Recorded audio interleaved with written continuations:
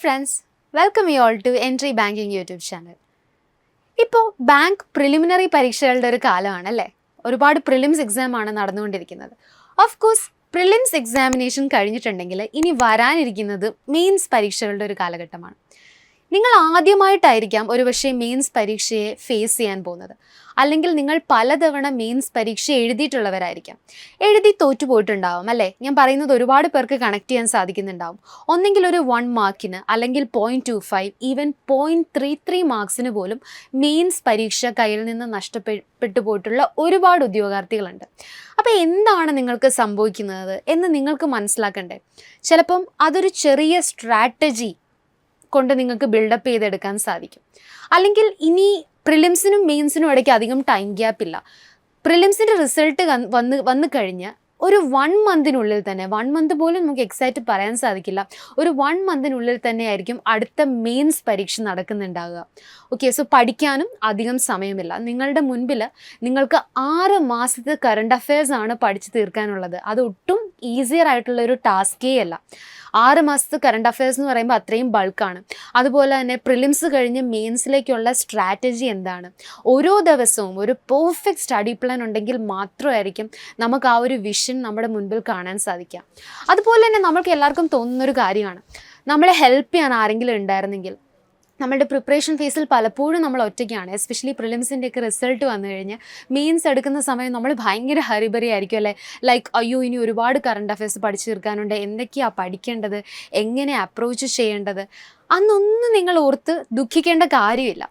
Okay, and ഒരു കാര്യം കൂടെ എനിക്ക് ആഡ് ഓൺ ചെയ്യാനുള്ളത്, മെയിൻസിലേക്ക് വരുമ്പോൾ മോക്ക് എക്സാംസ് വളരെ ഇമ്പോർട്ടൻ്റ് ആണ്.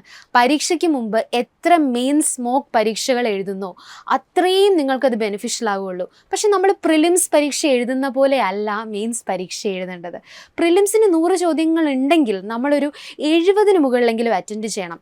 പക്ഷേ മെയിൻസിൽ നമ്മൾ പഠിക്കുന്നത് ചോദ്യങ്ങൾ ചെയ്യാൻ മാത്രമല്ല, ഏതൊക്കെ ചോദ്യങ്ങൾ എലിമിനേറ്റ് ചെയ്യണം എന്നൊരു കാര്യം കൂടെ വളരെ ഇമ്പോർട്ടൻ്റ് ആണ്. നിങ്ങളെല്ലാം പഠിച്ചു തീർക്കുന്നതിലല്ല ഇവിടുത്തെ സ്ട്രാറ്റജി വരുന്നത്. ശരിക്കും എന്തൊക്കെയാണ് പഠിക്കേണ്ടത്, എല്ലാം പഠിക്കുന്നത് കൊണ്ട് മാത്രമല്ല, ഏത് സ്ട്രാറ്റജിയാണ് ഇംപ്ലിമെൻറ്റ് ചെയ്യേണ്ടത്, എന്തൊക്കെ സ്കിപ്പ് ചെയ്യണം, ഏതൊക്കെ ക്വസ്റ്റ്യൻസ് വൈസ്ഫുള്ളി സ്കിപ്പ് ചെയ്യണം എന്നൊക്കെയുള്ള കാര്യമാണ് വരുന്നത്. ഇതിനൊരു ബെസ്റ്റ് എക്സാമ്പിൾ തന്നെയാണ് നമ്മുടെ എൻട്രി ഗോൾഡ് ബാച്ചിൽ നിന്നും SBI PO ആയ ഗോപികയുടെ കേസ് ഞാനൊന്ന് ഹൈലൈറ്റ് ചെയ്യാം. പുള്ളിക്കാരി ജസ്റ്റ് 4 മാസം കൊണ്ടാണ് SBI PO എന്നൊരു examination, prelims, mains and interview completely all clear ചെയ്ത്. വിച്ച് മീൻസ് എല്ലാം പഠിച്ചിട്ടില്ല, പുള്ളിക്കാരി എല്ലാം പഠിച്ചു എന്ന് ഒരിക്കലും നമുക്ക് പറയാൻ സാധിക്കില്ല. അവിടെ വർക്കൗട്ട് ആയത് സ്ട്രാറ്റജിയാണ്. ഓഫ് കോഴ്സ് നമ്മളുടെ ഗോൾഡ് ബാച്ച് യൂസർ ആയതുകൊണ്ട് തന്നെ ഗോൾഡ് മെയിൻസിൻ്റെ ഫീച്ചേഴ്സ് എല്ലാം തന്നെ ഗോപിക നല്ല രീതിയിൽ യൂട്ടിലൈസ് ചെയ്തിട്ടുണ്ടായിരിക്കും. ഇവിടെയാണ് ഞാൻ ഇനി പറയാൻ പോകുന്ന കാര്യം നിങ്ങൾക്ക് ഹെൽപ്ഫുൾ ആകുന്നത്. ലൈക്ക് നമ്മുടെ മെയിൻസ് ബാച്ചസ് എൻട്രിയിൽ റണ്ണിങ് ആണ്, പലർക്കും അറിയാത്തൊരു കാര്യമാണ്.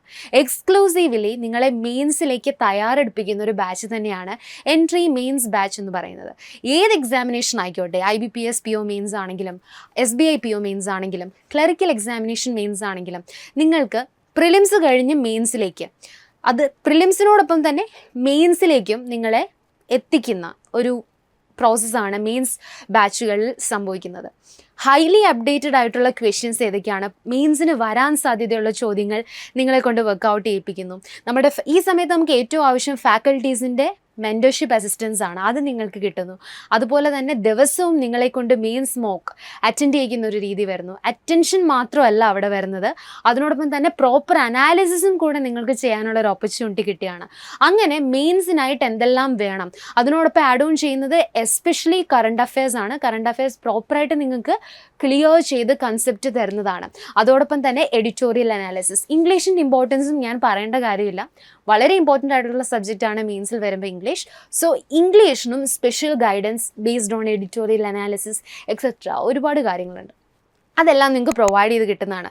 സോ ഇനി ഒട്ടും വൈകിക്കേണ്ട, mains batches are running, you can join the mains batch. And ഇനി മെയിൻസ് എന്നൊരു സ്വപ്നം നിങ്ങൾക്ക് ഈസിലി ക്ലിയർ ചെയ്യാൻ സാധിക്കുന്നതാണ്. So join the course now.